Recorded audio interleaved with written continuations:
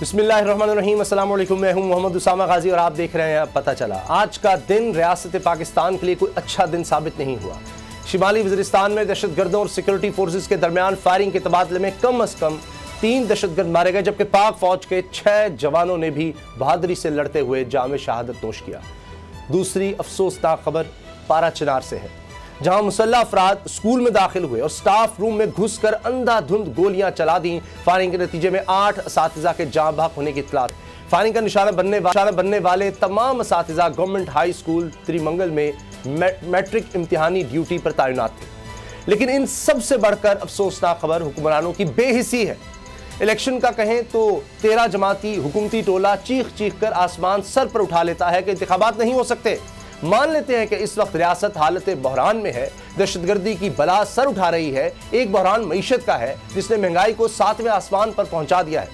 अवाम के लिए फाके हैं या फिर डाके। लेकिन दूसरी तरफ हुक्मरानों का अंदाज़े शाही है कि कम होने का नाम ही नहीं ले रहा। इलेक्शन के लिए पैसे नहीं, लेकिन गैर मुल्की दौरों के लिए कमी कोई नहीं।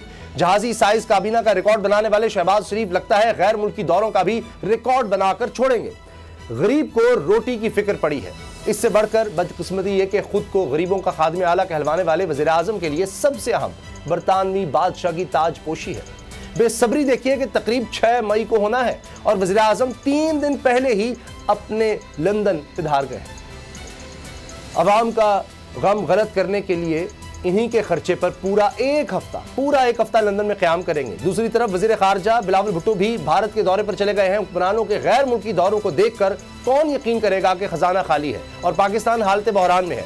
कड़वा सच है, मगर सच यही है कि सारे बहरान सिर्फ आम पाकिस्तानियों के लिए हैं, हुक्मरानों के लिए नहीं। इसलिए ये हुकूमत इंतखाबात से भाग रही है कि कहीं अय्याशियां ना खत्म हो जाए। इसीलिए पार्लियामेंट की आड़ लेकर अदलिया पर वार किए जा रहे हैं। लेकिन आखिर कब तक?